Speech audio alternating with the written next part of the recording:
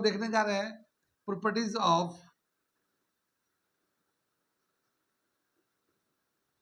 Of ionic compound.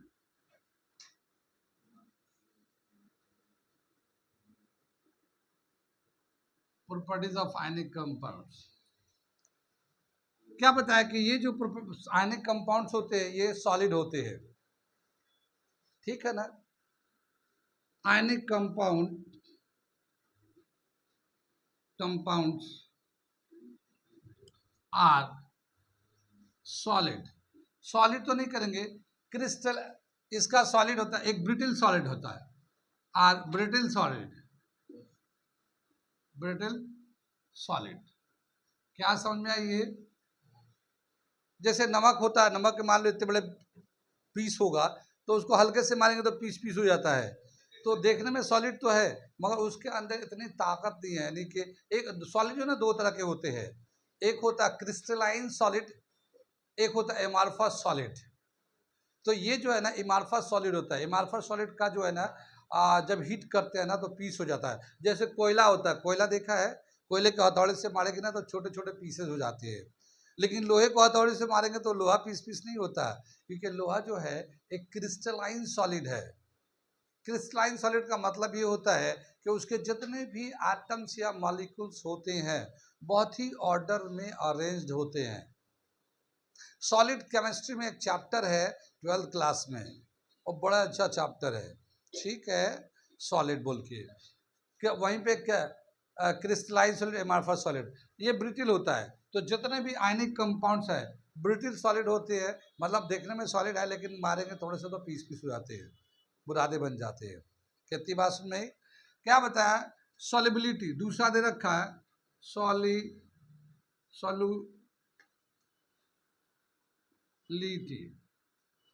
जितने भी ionic compound है ये आयनिक सॉल्वेंट में ही डिसॉल्व होते हैं, ठीक है ना। Ionic compound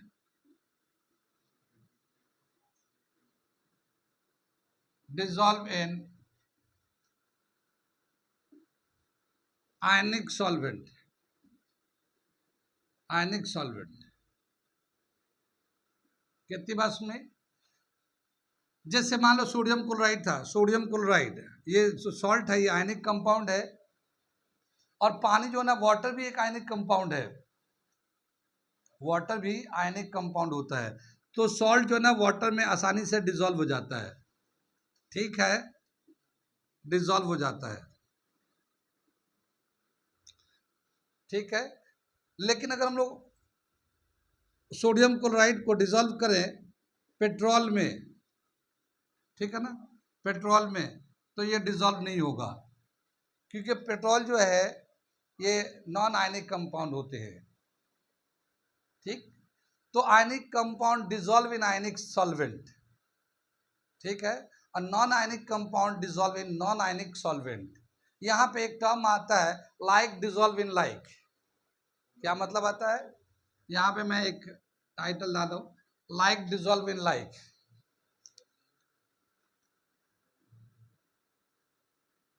like dissolve in like क्या मतलब हुआ? जो जिस तरह का है उसी तरह के सॉल्वेंट में डिसॉल्व होगा। अगर मान लो कोई आयनिक कंपाउंड है तो आयनिक सॉल्वेंट में ही डिसॉल्व होगा, नॉन आयनिक में नहीं होगा, ठीक है। जैसे हम लोग बताते हैं जो नॉन आयनिक सॉल्वेंट कौन सा है? पेट्रोल है, केरोसिन ऑयल है, ये नॉन आयनिक है, इसमें सॉल्ट डिसॉल्व नहीं होगा, सॉल्ट डिसॉल्व नहीं होगा। जैसे वाटर जो है, वाटर जो है पेट्रोल में या फिर केरोसिन ऑयल में डिसॉल्व होगा या नहीं होगा? नहीं होगा। पानी जो है पेट्रोल में या केरोसिन में डिसॉल्व नहीं होगा। क्यों नहीं होता है?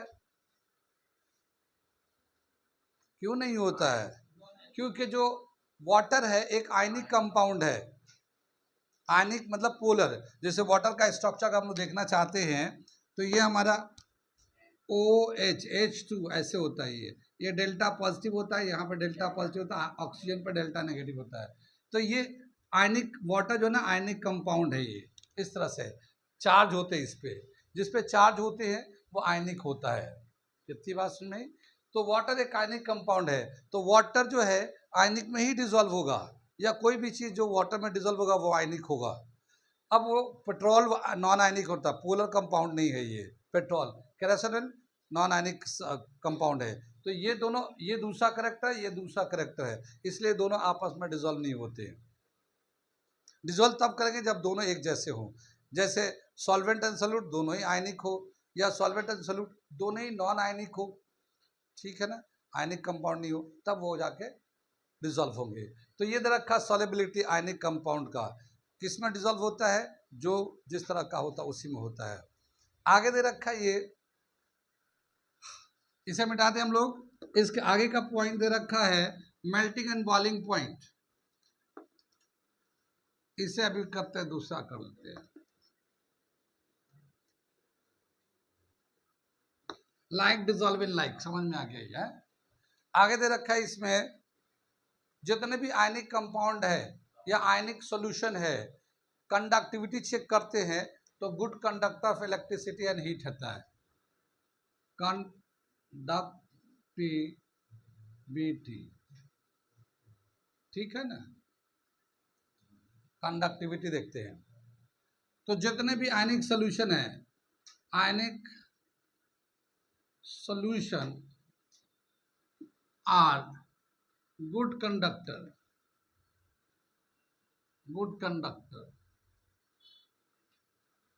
ऑफ इलेक्ट्रिसिटी, ठीक है।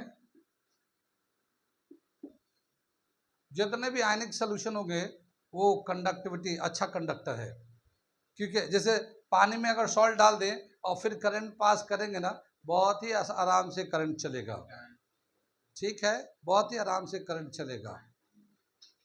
कंडक्टिविटी, ये प्रॉपर्टीज हम लोग डिस्कस कर रहे हैं। एक और प्रॉपर्टीज दे रखा है आयनिक कंपाउंड का, ये तो तीसरा नंबर था। चौथा नंबर दे रखा है high melting and boiling point, high melting and boiling point. क्या समझ में आया कि जो आयनिक कंपाउंड होते हैं उनके मेल्टिंग एंड बॉइलिंग पॉइंट बहुत ज़्यादा होता है, ठीक है, high melting and boiling point. कुछ कंपाउंड दे रखे, अभी मैं लिख रहा हूँ, बता रहा हूँ। कितने कैरेक्टर हम लोगों ने डिस्कस किया इसमें? अभी 4 कैरेक्टर। एक तो देखा फिजिकल स्टेट, यानी जितने भी आयनिक कंपाउंड होते हैं ब्रिटिल सॉलिड होते हैं। दूसरा देखा हम लोगों ने सॉल्युबिलिटी, किसमें डिजोल्व होता है। तीसरा देखा हम लोगों ने कंडक्टिविटी, और चौथा देख रहा मेल्टिंग एंड बॉइलिंग पॉइंट, ठीक है। और क्या देखते हैं, ionic compound has, ionic compound has high melting point and boiling point, दोनों ही बहुत ज़्यादा होते हैं, high melting and boiling point. कितनी बात सुने। कुछ कंपाउंड दे रखा है एक बुक में, इस बुक में, और देखो कहाँ से सवाल पूछा है, ठीक है, वो मैं तुम्हें बताने जा रहा हूँ। मिटा दूँ इसे। मेल्टिंग एंड बॉइलिंग पॉइंट का यहाँ पे एक चार्ट दे रखा है, एक टेबल दे रखा है, मैं उससे बता रहा हूँ, लिख के दिखा रहा हूँ, और फिर वो सवाल जो पूछा है वो मैं बताने जा रहा हूँ, ठीक है। क्या दे रखा, जैसे हमने बताया कि आयनिक कंपाउंड जो होता है ना, उसका मेल्टिंग एंड बॉइलिंग पॉइंट बहुत हाई होता है। तो कुछ कंपाउंड दे रखा है, जैसे कंपाउंड्स में दे रखा है, कौन सा कंपाउंड दे रखा, sodium chloride, lithium chloride, calcium chloride, magnesium chloride, ठीक है, कैल्शियम ऑक्साइड। ये 5 कंपाउंड दे रखा है चार्ट में, ठीक है। यहाँ मेल्टिंग पॉइंट दे रखा है और यहाँ बॉइलिंग पॉइंट दे रखा है, ठीक है। सोडियम क्लोराइड का बॉइलिंग पॉइंट जो दे रखा है, ये क्लोराइड का बॉइलिंग पॉइंट 1686 दे रखा है। लिथियम क्लोराइड का 1600 दे रखा है। लिथियम क्लोराइड का 1600 दे रखा है। कैल्शियम क्लोराइड का 1900 दे रखा है। मैग्नीशियम क्लोराइड का 1685 दे रखा है, कैल्शियम ऑक्साइड का 3120 दे रखा है बॉइलिंग पॉइंट। चार्ट देखो बुक पे दे रखा है ये, ठीक है। मेल्टिंग पॉइंट में थोड़ा सा अलग वैल्यू दे रखा है ये, 1074887 कैल्शियम क्लोराइड का दे रखा है, 1045 मैग्नीशियम क्लोराइड का दे रखा है 981 और कैल्शियम ऑक्साइड का दे रखा 2850। ये एक चार्ट दे रखा है एनसीईआरटी के बुक में। मेल्टिंग पॉइंट, बॉइलिंग पॉइंट ये केल्विन में दे रखा है ये, ठीक है। कितनी बात समझ में, आगे चले। ये एक चार्ट दे रखा है एनसीईआरटी में। और अगला सुनो क्या पूछा था एक बार सवाल, 4 साल हो गया है। What is the boiling point of sodium chloride, ठीक है। सोडियम क्लोराइड का बॉइलिंग पॉइंट कितना होता है, कहां से याद करेंगे? इस चार्ट में दे रखा, बुक में खोल के देख लेना, मेटल नॉन मेटल का बुक देख लेना, चैप्टर एक चार्ट बना हुआ, उस चार्ट में से ये एक सवाल पूछा गया है। कहां से पूछा, क्योंकि याद तो कर ही नहीं सकते ऐसे एग्जैक्ट, ठीक है। तो इस तरह से छोटे छोटे कहीं से भी सवाल बन जाते हैं, मगर होंगे एनसीईआरटी में ही होगा, वो एनसीईआरटी में ही होगा। तो क्या कर रखा है इसने, अभी इतने सारे, ये तो सोडियम क्लोराइड का बॉइलिंग पॉइंट पूछा था, कितना 1686, यही है ना ये। तो बहुत आसान है, देखिए sodium chloride 1686, lithium chloride 1600, calcium chloride 1900, magnesium chloride वो 5 नंबर पे है बुक में, हमने 4 नंबर पे कर दिया, इसको ऊपर नीचे किया हमने। मैग्नीशियम क्लोराइड 1686 और कैल्शियम ऑक्साइड 3102, सबसे ज्यादा कैल्शियम ऑक्साइड का है। क्या अभी नहीं पूछ सकता? अभी भी पूछ सकता है, कुछ भी पूछ सकता है। बॉइलिंग पॉइंट पूछा, मेल्टिंग पॉइंट में पूछ लेगा, कोई मना करेगा उसको पूछने से? आपको याद करना आप याद करो, नहीं करना मत करो, तुम्हारी मर्जी। ये तुम्हारी मर्जी है, तुम याद करो, वो उसकी मर्जी है, वो कहीं से पूछ ले। पिछली दफा मेल्टिंग पॉइंट पूछा, बॉइलिंग पॉइंट पहले सोडियम का पूछा था, अब किसी और का पूछ ले। ये तो एनसीईआरटी के बुक में तो लिखा हुआ है ना, कल ये तो नहीं कहोगे आपने कहाँ से पूछ लिया ये कंपाउंड, ठीक है। कितनी बात समझ में आई। तो ये टेबल भी आप ध्यान कर लो, मैंने लिख दिया, ये बता दिया। और मैं पहले ही कह रहा हूँ कि कोई गाइड पढ़ो ना पढ़ो, एनसीईआरटी में जो दे रखा वो सब याद कर लो, पहले उसे याद कर लो, हर एक एक लाइन बारीकी, comma, full stop, table, green, blue, red, जितना भी लिखा हुआ है। उसके बाद तुम गाइड पढ़ना चाहो पढ़ो, नहीं पढ़ना चाहो मत पढ़ो, सिलेक्शन तो होना ही है। अगर एनसीईआरटी सब सवाल कर चुके लाइन बाय लाइन, तो केमिस्ट्री का मैं करा रहा हूँ, फिजिक्स का मैं करा रहा हूँ, मैथ का तो मैं करा ही रहा हूँ, तुम्हें पता भी है। बायोलॉजी सर करा ही रहे, वो भी एनसीईआरटी से, बस पेपर लो और आज जेरोक्स कराओ, उसको रट मारो, बाकी इंडो इस्लामिक रट नहीं रटना है, ठीक है। कितनी बात समझ में आई, सिलेक्शन अपने कब्जे में है। आगे चलते हैं, क्या समझ में आया ये तो हमारा हो गया प्रॉपर्टीज ऑफ आयनिक कंपाउंड। आगे चलते हैं, यहाँ पे जाने के बाद मेटल का नॉन मेटल का रिएक्शन का काम खत्म हो जाता है। अगला जो टॉपिक शुरू होगा वो एक अलग टॉपिक शुरू हो रहा है और नाम है उसका अकरेंस ऑफ मेटल, ठीक है। मेटल लिखा ना, यहाँ एलिमेंट्स लिखना चाहिए था वैसे, ठीक है। तो अगला टॉपिक मैं शुरू कर रहा हूँ, टॉपिक करते हैं हम लोग, ये अकरेंस ऑफ मेटल्स। मेटल्स तो नहीं होना चाहिए यहाँ, एलिमेंट होना चाहिए था, लेकिन हमने अपनी तरफ से लिख दे रहा हूँ अकरेंस ऑफ मेटल लिखा हुआ अच्छा बुक में, मैं एलिमेंट लिख देता हूँ, इसलिए कि मेटल खाली हमने स्पेसिफाई कर दिया कि मेटल कैसे कहाँ मिलता है, नॉन मेटल भी तो मिलता है, तो उसको क्या पार्शलिटी करेंगे, उसका भी तो इज्जत है। ऐसा थोड़ी है कि हम उसकी इज्जत नहीं करेंगे, कहीं वही आ गया तो ठीक है, बोलेगा मुझे मेरा नाम नहीं लिखा मैं ही आऊँगा, इसलिए मैंने लिख दिया एलिमेंट्स, मेटल हो नॉन मेटल हो जो भी है। हाँ मेटल वाइट भी है भाई, उसकी भी इज्जत है अपनी। आगे चले, क्या है इस वाले में, ये टॉपिक को समझते हैं। जितने भी एलिमेंट्स हैं पीरियोडिक टेबल में सुनो, ध्यान से सुनो, ये शुरुआत कर रहे हैं, ये अलग चीज़ है बिल्कुल, वो खत्म हो गया, ये बिल्कुल अलग चीज़ है। जितने भी एलिमेंट्स हैं पीरियोडिक टेबल में, किसी में 118, किसी में 120 भी लिखा है एलिमेंट्स। इन 118, 120 जितने भी एलिमेंट है उसमें से 92 एलिमेंट्स रियल एलिमेंट्स हैं, जो रियल में मिलते हैं। 92 के बाद जितने भी एलिमेंट्स हैं वो मैन मेड एलिमेंट है, आर्टिफिशियल एलिमेंट्स हैं। ठीक है, कितनी बात समझ में आई?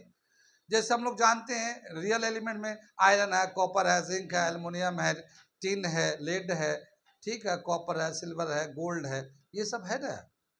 लेकिन किसी एलिमेंट का नाम बताओ जिसको हम लोग स्टील, स्टील क्या होता है? स्टील एलिमेंट होता है या क्या होता है? स्टील एक लॉय होता है, वो एलिमेंट नहीं है, पीरियोडिक टेबल में कहीं नहीं आता स्टील। मगर आज की डेट में हम लोग स्टील का यूज इतना है कि स्टील के चम्मच, स्टील के बाउल, स्टील के प्लेट, स्टील के गिलास, दिन भर स्टील में ही जिए जा रहे हैं, पिए जा रहे हैं, स्टील से ही जिए जा रहे हैं और पिए जा रहे हैं। मगर स्टील कोई एलिमेंट नहीं होता। कितनी बात समझ में, क्या समझ में आया ये? तो जितना भी एलिमेंट दे रखा है उसमें 92 तो रियल एलिमेंट्स है, बाकी मैन मेड एलिमेंट्स हैं। ये जो एलिमेंट्स है नोबल गैस या इनर्ट गैस को छोड़कर, इनर्ट गैस जानते हैं किसको कहते हैं? ठीक है, 18 ग्रुप नाम है एलिमेंट्स का, हीलियम, नियन, आर्गन, क्रिप्टन। ठीक है, ये जो एलिमेंट्स है इनके आउटर शेल कंप्लीट होते हैं, इनके आउटर शेल कंप्लीट होते हैं, तो इसलिए ये रिएक्ट नहीं करते। लेकिन जिनके आउटर शेल इनकम्प्लीट होते हैं वो रिएक्ट करते हैं, क्योंकि वो बगैर रिएक्शन के रुक ही नहीं सकते, उनका अपना आउटर शेल कंप्लीट करना है। तो क्या समझ में आया कि जितने भी नोबल गैसेस है वो प्योर फॉर्म में मिलते हैं, या जो लीस्ट रिएक्टिव एलिमेंट है जैसे गोल्ड है, प्लैटिनम है, ये प्योर में मिल जाते हैं। इनके अलावा जितने भी एलिमेंट्स हैं वो सभी कंपाउंड के फॉर्म में मिलते हैं। क्या? कंपाउंड के फॉर्म में मिलते हैं, किसी ना किसी कंपाउंड के फॉर्म में रहते हैं वो। अब वो जो कंपाउंड के फॉर्म में है, अगर हम प्योर लेना चाहते हैं, जैसे मान लो जिंक हमें प्योर चाहिए, मगर जिंक क्लोराइड कंपाउंड में है, तो क्लोरीन को तो हटाना पड़ेगा ना हमें। ठीक है, या मान लो एल्युमिनियम ऑक्साइड है या एल्युमिनियम क्लोराइड है, हमें एल्युमिनियम प्योर चाहिए, तो क्लोरीन को हटाना पड़ेगा। तो क्या देखा गया कि जितने भी एलिमेंट्स होते हैं एक कंपाउंड के फॉर्म में मिलते हैं, और वो जो कंपाउंड होते हैं उनमें जो एक तो मेटल होता है और एक उसके साथ जो एसोसिएट कंपाउंड्स होते हैं वो हमारा इम्प्योरिटीज कहलाता है। क्या कहलाता है? इम्प्योरिटीज। केमिस्ट्री के लैंग्वेज में उस इम्प्योरिटीज को हम लोग कहते हैं गैंग पार्टिकल। क्या कहते हैं उसको? गैंग पार्टिकल्स, इम्प्योरिटीज को कहते हैं। इसको हम लोग मैट्रिक्स भी बोलते हैं, मैट्रिक्स भी बोलते हैं इम्प्योरिटीज को। इतने सारे इम्प्योरिटीज बोलते हैं, गैंग पार्टिकल बोलते हैं, मैट्रिक्स बोलते हैं। इन्हें हमें हटाना होता है। हाँ, तीनों में से किसी भी से भी समझ सकते हो, मगर गैंग पार्टिकल आपके बुक पे दे रखा है। इतनी बात समझ में आई? अब कोई कंपाउंड है, जैसे मान लो कैल्शियम ऑक्साइड है, जैसे जिंक है, जिंक ऑक्साइड के फॉर्म में मिल रहा है, जिंक क्लोराइड भी है, ठीक है ना, और जिंक सल्फेट भी है, जिंक सल्फेट भी है। ऐसे 3 कंपाउंड है, तो इसमें भी जिंक है, इसमें भी जिंक है, इसमें भी जिंक है। इन तीनों को कह सकते हैं हम लोग मिनरल्स। क्या कहेंगे इसको? मिनरल्स बोल सकते हैं। मिनरल्स को कैसे डिफाइन करते हैं? The compound having a common element, common metal is called minerals. वो कंपाउंड जिसमें एक मेटल जो है सब में मिलता है, जैसे इसमें जिंक इसमें मिल रहा है, जिंक इसमें मिल रहा है, जिंक इसमें मिल रहा है, ये मिनरल्स कहलाते हैं। ये जो मिनरल मिलते हैं हमारे अर्थ क्रस्ट में मिलते हैं। अर्थ के कितने लेयर्स होते हैं? 3 लेयर होते हैं, क्रस्ट, मेंटल, कोर। नाम तो सुना ही होगा, ये हमारा क्रस्ट, मेंटल, कोर। ये कोर होता है, ये मेंटल होता है, और ये क्रस्ट होता है। ठीक है ना? तो जितने भी हमारे मिनरल्स हैं वो सभी अर्थ क्रस्ट में मिलते हैं। ठीक है, एयर में चूंकि ऑक्सीजन ज़्यादा है, एयर में जो रिएक्टिव है, ऑक्सीजन का परसेंटेज एयर में कितना है 21%, लेकिन नाइट्रोजन 78% है, लेकिन नाइट्रोजन रिएक्टिव नहीं है, नाइट्रोजन रिएक्टिव नहीं, ऑक्सीजन ज़्यादा रिएक्टिव है। अभी तो बताया था नाइट्रोजन रिएक्टिव ना होने की वजह से चिप्स के पैकेट में नाइट्रोजन गैस भर देते हैं, अभी बताया था ना अभी रेंसिडिटी में। तुम्हें कुछ याद भी है या पागलो? ठीक है, तो जितने भी चिप्स के पैकेट नाइट्रोजन क्यों भरते हैं? क्योंकि वो लेस रिएक्टिव होता है। एयर में ऑक्सीजन ज़्यादा होता है, ऑक्सीजन ज़्यादा होता है, तो ज़्यादातर एलिमेंट जो है ना ऑक्सीजन से रिएक्ट करके ऑक्साइड के फॉर्म में मिलते हैं। ठीक, अब क्या बताया कि ये जिंक ऑक्साइड है, ये जिंक क्लोराइड है, ये जिंक सल्फेट है, ये तीनों में जिंक है। इसमें से किसी से भी हम लोग इन तीनों को मिनरल्स बोल सकते हैं, तीनों को मिनरल बोल सकते हैं। लेकिन अब क्या हुआ, हमें जिंक निकालना प्योर फॉर्म में, तो इसमें से ऑक्सीजन को हटाना पड़ेगा, ऑक्सीजन गैंग पार्टिकल हो गया, इम्प्योरिटी हो गया। इसमें से जिंक क्लोराइड में जिंक निकालना है, तो क्लोरीन क्या होगा, गैंग पार्टिकल हो गया, इम्प्योरिटीज हो गया। ऐसे ही इसमें जिंक सल्फेट में सल्फेट इम्प्योरिटीज हो गया। कितनी बात में अब हम चाहते हैं कि इसमें से जो इम्प्योरिटीज है इसको हटाकर और प्योर मेटल निकालें, तो इसको हटाने के लिए कुछ ना कुछ मेथड अपनाना पड़ेगा, केमिकल फिजिकल ट्रीटमेंट करना पड़ेगा, केमिकल एंड फिजिकल मेथड करना पड़ेगा, तब जाके ये इसमें से जाएगा। इसको भी क्लोरीन हटाने के लिए कुछ केमिकल ट्रीटमेंट कुछ फिजिकल ट्रीटमेंट करना पड़ेगा, इसमें भी ऐसे ही करना पड़ेगा। तो ये जो केमिकल एंड फिजिकल ट्रीटमेंट जब करेंगे तो हम लोग देखते हैं कि केमिकल एंड फिजिकल ट्रीटमेंट करने से क्या क्या हमें किसमें जल्दी निकल आता है और कम खर्चे में निकल आता है।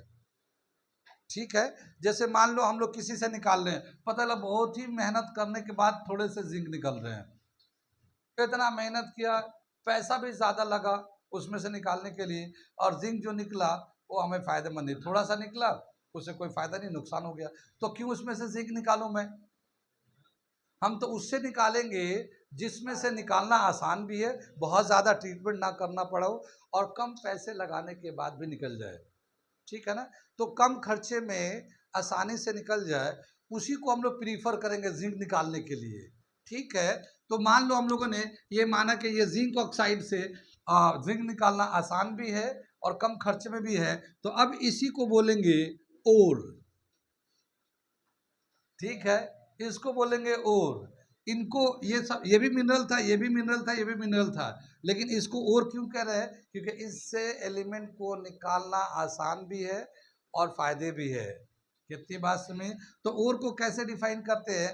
The compound, the mineral from which an element can be extracted easily and profitably. Easily, आसानी से, प्रॉफिटेबली यानी फायदे भी होगा। The mineral the mineral from which an element can be extracted easily and profitably is known as ore। कितनी बात सुन में आई? ये हमारा ओर कहलाता है। ओर में मिनरल में क्या डिफरेंस है? मिनरल वो होते हैं जिसमें सभी में एक कॉमन कम एलिमेंट होता है, मगर उस मिनरल को हम लोग ओर कहेंगे जिसमें से हमें वो एलिमेंट को निकालना आसान भी है और फायदेमंद भी है। ठीक है, एक यहाँ पे स्टेटमेंट आता है, all ores are minerals but all minerals are not ore। ठीक है ना, समझ में आ रहा क्या मतलब हो गया? जितने भी ओर्स हैं वो तो मिनरल कहलाएंगे, लेकिन सभी मिनरल को ओर नहीं कह सकते। कितनी बात सुन में आई? आगे चले पीछे चले हम लोग, यहाँ से हम लोग आगे कंटिन्यू करेंगे। क्या दे रखा है कि अब ओर का पता चल गया किसी भी का, तो उसको कैसे उसमें से किसी एलिमेंट को एक्सट्रैक्ट करेंगे, कौन कौन सा मेथड हो, कॉमन मेथड दिया गया एनसीईआरटी में, उसको हम लोग कल अगले क्लास में करेंगे।